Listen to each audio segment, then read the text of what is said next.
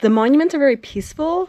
The museum is very depressing. So I recommend that because it'll bring you low and then it'll bring you high. So this is traditional Kurdish attire, and you can see that they are blindfolded. And why are they blindfolded? Because in these mass graves, they were found that way when they were killed.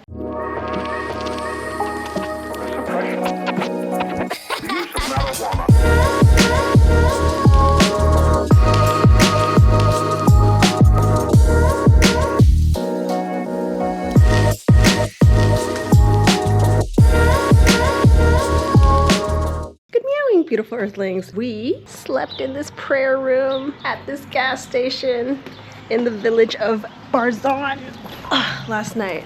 So we're packing up. All our stuff's all over the place. And we are going to the Barzan Genocide Victim Memorial, as well as Shanadar Cave. They're pretty close to here, and it's pretty warm today, so I need to be hydrated. I'm a little tired, I'm a little worn. I haven't really rested the last week since entering Kurdistan and entering Turkey, so I'm a little tired. I think maybe after Shanadar Cave, I'll find a spot and rest for a few days. But I can feel it in my body. I'm not getting enough nutrients, like fruits, like fresh fruits and vegetables, and I can feel it. It feels like my cells are clinging on to life, just trying to get through each day, and I can feel my body shaking. That's just what happens to me on the road. I don't know if it's just me or like constantly being overstimulated and being on an adventure. I don't know if other people feel like this. I'm also anemic, but I do eat iron pills to help supplement that. I just don't know, but this is what it takes for me. I'm tired all the time. Okay, let's get started with our day. All right, we are in the village of Barzon, and the dude that stopped to talk to me last night at the gas station told me that this is where the royal family came from that rules Kurdistan. I would like to meet them, just to talk to them. That'd be interesting, right? So the Barzan Genocide Victims Memorial is only 3 miles away. Shouldn't take too long. It's a quiet town during Ramadan. I like it. I could have camped there. Lots of greenery, lots of trees. There's fences everywhere.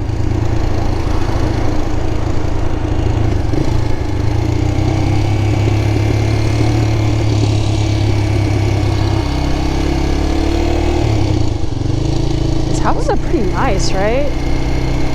Hey, they have a volleyball net. My cousin would like that.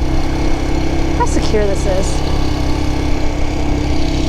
Look at this house, check that out.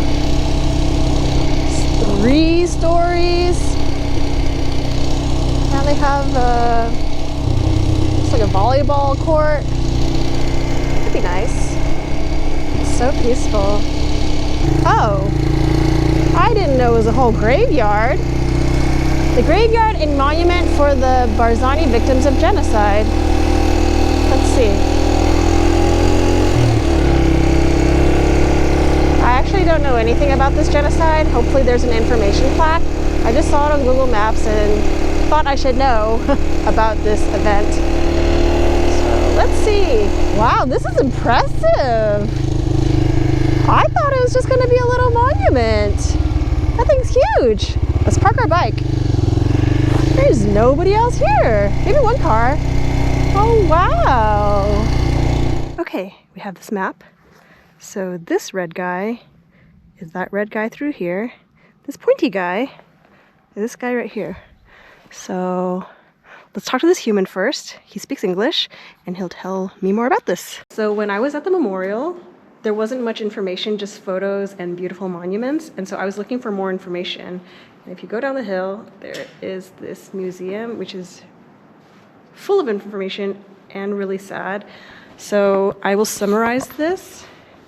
So during 1975 to 1978, this region and all the tribes people were gathered and placed in camps in southern Iraq.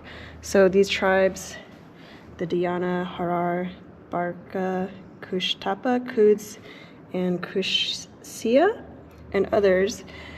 And they were completely displaced, and it was forbidden for Barzan to be identified as a region and a people. And on July 31st, 1983, the Iraqi soldiers, Republican guards, genocide police, and resettlement camps of Saddam Hussein went into these camps, went to 2 camps first, and gathered the men, and then 10 days later gathered the rest of the men from the rest of the camps and basically started murdering them. And they gathered over 8,000 Barzani men, and they were arrested, shot, buried alive, and thrown in mass graves. And all the women and children were left alone in the camps where they had no services. There were no schools, no hospitals, no mosques, no water in these camps.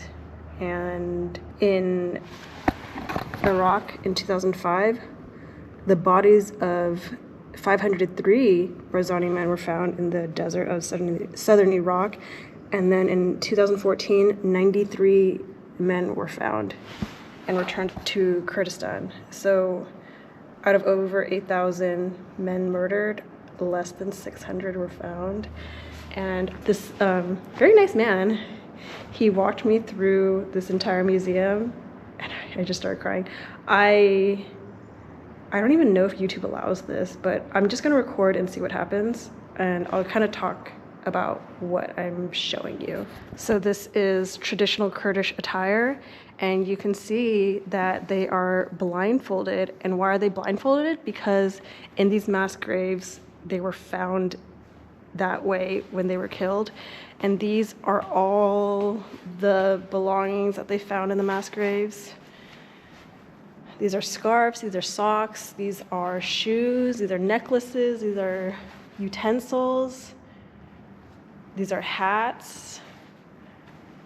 And it's very, very depressing. Here are, it says that their hands were tied with this belt and they were mass shot. Here's empty bullet shells. You can see regular life in these photos. So these are examples of how families were displaced. They just threw any possessions, if any, they could pack onto these trucks and loaded them to South Iraq. These are Barzani men, and typically the headdress is red.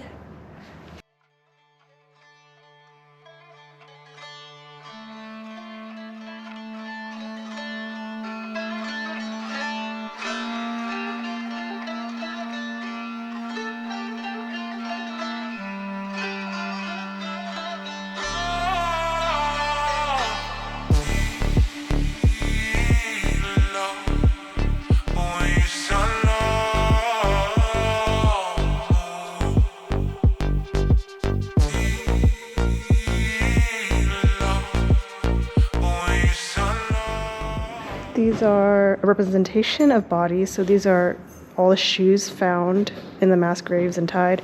These are all books found, and these are all clothes. Okay, that was kind of depressing. If you ever visit the Barzan Genocide Victims Memorial, I recommend coming to the museum first and then going to the monuments. The monuments are very peaceful.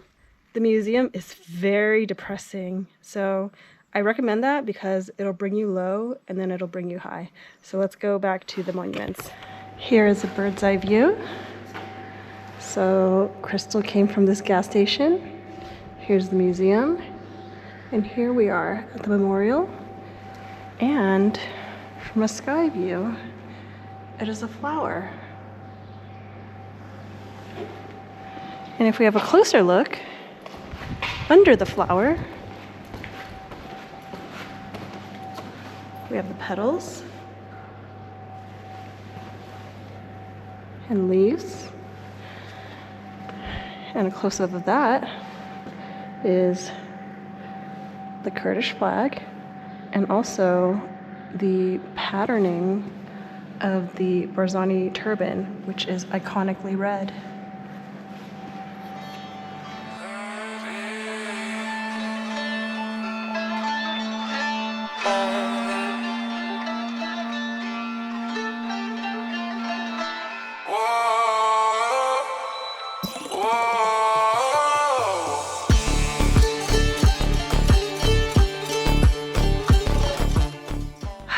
Okay, I've walked to the graveyard. You know, it's really sad. There's no names on any of these.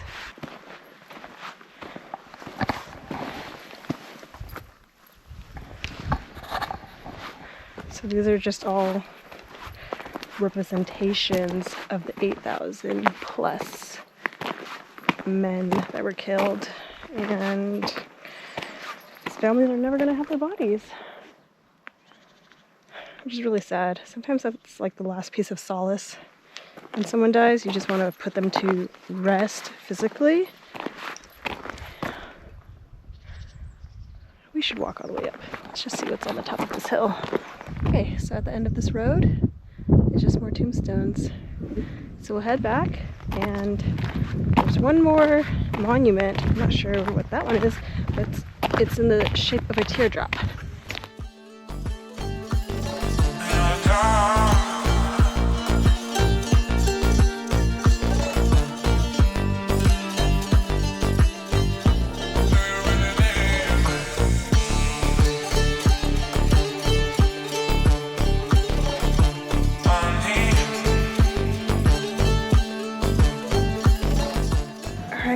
Crystal's gonna sit at this reception desk and rest a little.